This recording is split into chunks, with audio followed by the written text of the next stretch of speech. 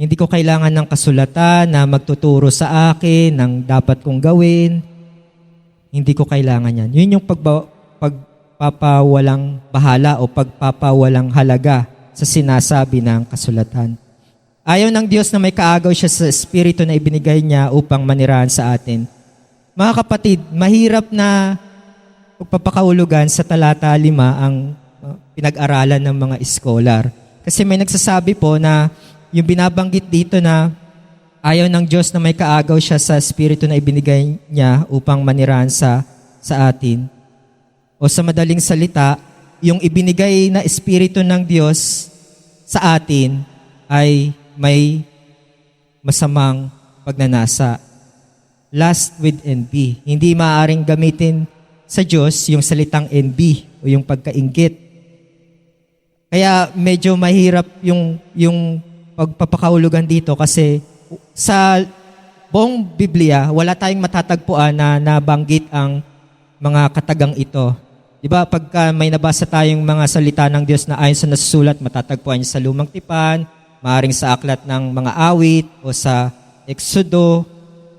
Pero walang nabanggit na ganitong pagkakasalita. Ayaw ng Diyos na may kaagaw siya sa Espiritu na ibinigay niya upang manirahan sa atin. Pero si Santiago, maaaring ang kaisipan niya ay yung buong Biblia.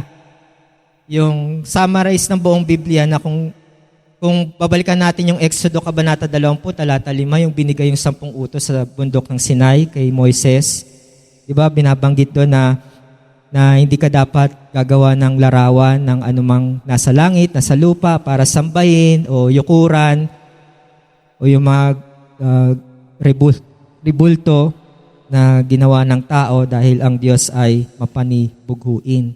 Maaring yun yung ibig sabihin ni Santiago kung bakit niya nabanggit yung ayaw ng Diyos na may kaagaw siya sa Espiritu na ibinigay niya upang manirahan sa atin. Meron namang nagsabi na yung Espiritu o yung kaluluwa ng isang tao na ibinigay ng Diyos, ang gusto niya,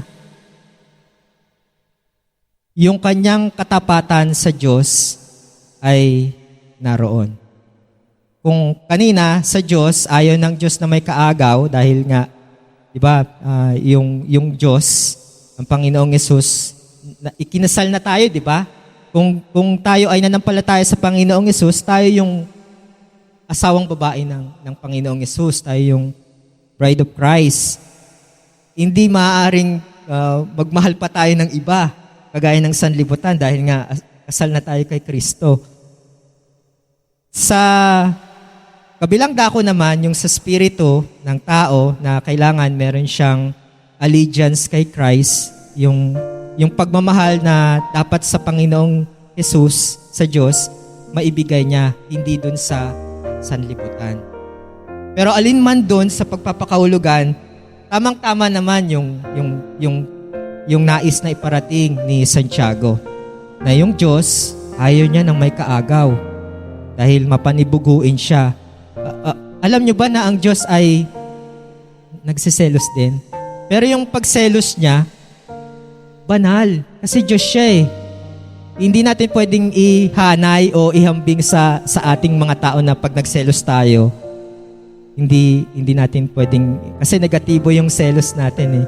Pero alam naman natin, di ba, pagka nagka-problema yung mag-asawa, kahit wala pa akong asawa, yung mag-asawa, pagka, halimbawa, boyfriend niya yung dati, tas meron pa silang time sa isa't-isa't, kasal na.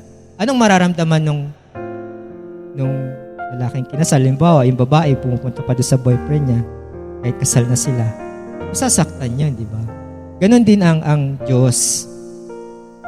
Pero ang binabanggit dito, yung spiritual infidelity, yung ibig sabihin, yung spiritual na relasyon ng isang tao na mananampalataya kapag inibig niya pa yung sanlibutan, mahahatik yung kanyang isip. Kaya nga taksil siya eh. Nagdadalawang isip siya, hindi niya alam kung sino ang mahal niya.